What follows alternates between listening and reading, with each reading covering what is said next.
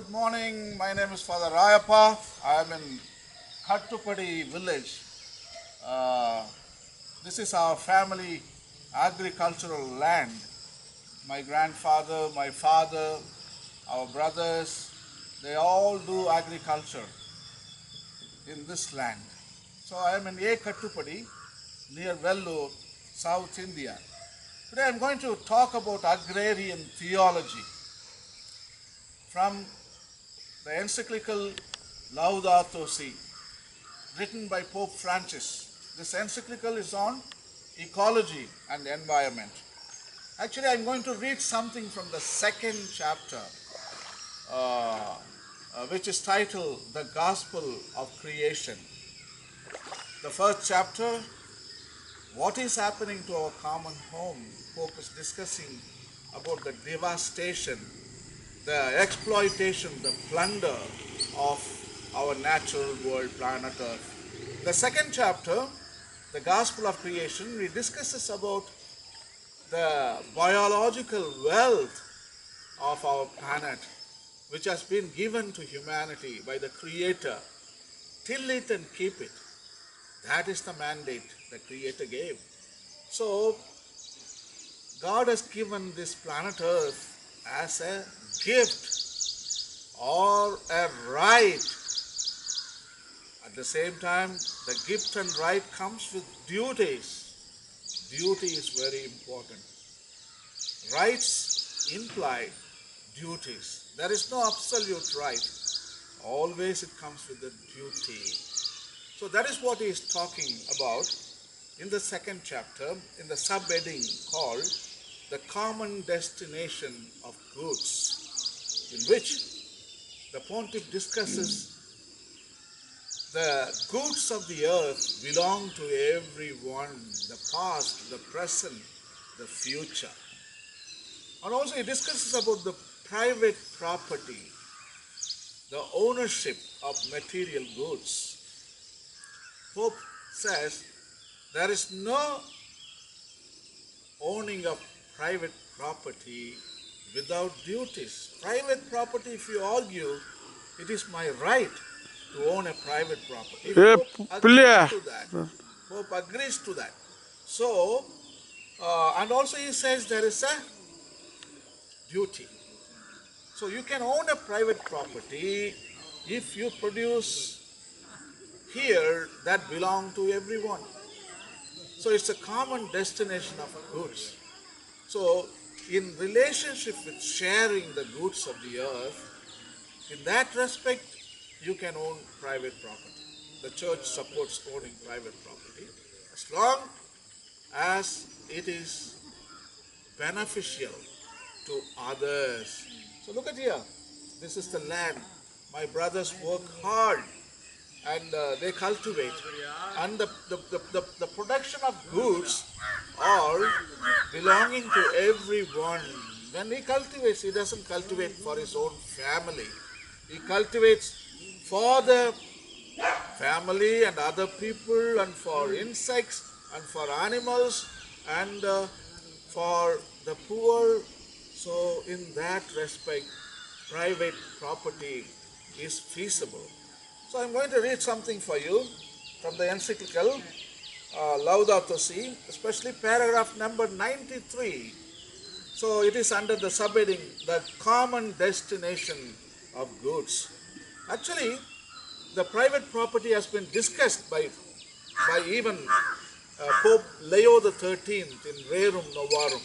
After this segment, I'm going to film another segment from Centesimus Annus, where Pope Leo the 13th, he discusses in the paragraph number 13, Centesimus Annus, about the universal destination of goods. So that is the origin. And then it was discussed by Pope John Paul II in Laborum Ex Essence, and also in his encyclical Solicitudo Rei Socialis, of course in Centesimus Annus.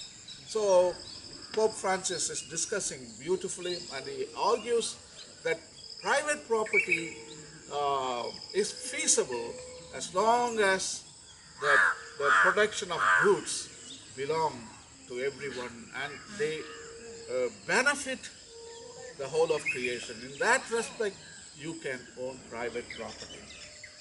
Article number 93, Pope Francis writes as follows: whether believers or not, we are agreed today that the earth is essentially a shared inheritance whose fruits are meant to benefit everyone. For believers, this becomes a question of fidelity to the Creator, since God created the world for everyone. Hence, every ecological approach needs to incorporate a social perspective which takes into account the fundamental rights of the poor and the underprivileged. The principle of the subordination of private property to the universal destination of goods, and thus the right of everyone to their use, is a golden rule of social conduct and the first principle of the whole ethical and social order. The Christian tradition has never recognized the right to private property as absolute or inviolable, and has stressed the social purpose of all forms of private property. St. John Paul forcefully reaffirmed this teaching, stating that God gave the earth to the whole human race for the sustenance of all its members without excluding or favoring anyone. These are strong words. He noted that a type of development which did not respect and promote human rights, personal and social, economic and political, including the rights of nations and of peoples, would not be really worthy of man. He clearly explained that the church does indeed defend the legitimate right to private property, but also she teaches no less clearly that there is always a social mortgage on all private property in order that goods may serve the general purpose that God gave them. Consequently, he maintained it is not in accord with God's plan that these gifts be used in such a way that its benefits favor only a few. This calls into serious question the unjust habits of a part of humanity. So I think agriculture is a big business. Actually, lot of farmers own the land, but they think the entire produce belongs to them. And today, there are three evils that destroy the land.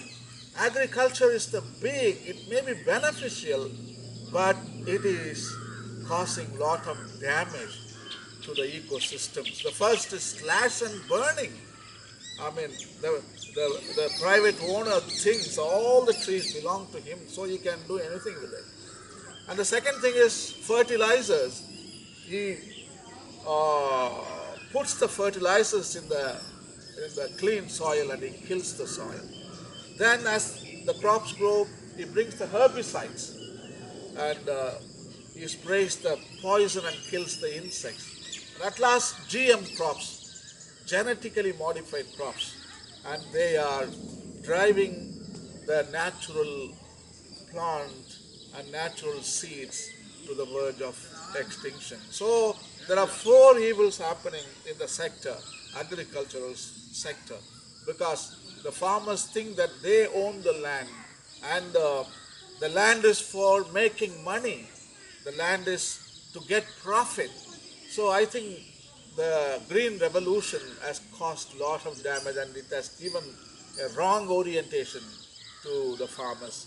And today the Pope is reminding to all the farmers, it's a part of agrarian theology. So we need to tell people that, they are not, if they own the land, it is not for their own selfish interest, but it is for other people, for the universal good for others. And always it has a social purpose. That is the word Pope is using. And everything, whatever you have, has a social purpose, and it has a social mortgage. You just borrowed from the future generations. So this social purpose should be respected, and we need to cultivate the land for others to live your life and help other people to live their lives too. Not only that, to the whole of creation. When you cultivate, you don't have to kill insects with the herbicide and kill microscopic bacteria and earthworms with the fertilizers, and you don't have to go for genetic modification to produce the industrial crop, but only a organic farming can save this land. Every private property owner should go for non-violent way of agriculture, ahimsa way of agriculture.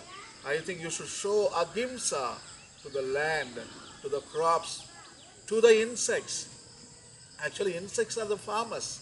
Actually, the earthworms and microscopic bacteria, they are the farmers. We just sow the seed and go away. Everything grows automatically, but these are the real farmers. And after the production, you spray herbicide? No, that is not justice at all. So we need to relate with other creatures, and they are our partners in doing agriculture. So agrarian theology is very important.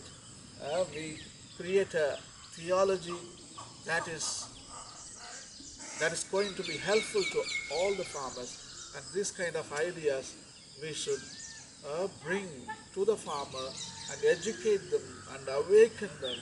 The private property always comes with duties to others. It has a social purpose. My dear brothers and sisters, please read paragraph number 93 under the subheading called The Common Destination of Goods from the chapter 2, the Gospel of Creation. And again, this encyclical Laudato Si is written by Pope Francis, and it discusses about ecology and environment. Happy reading, and thank you.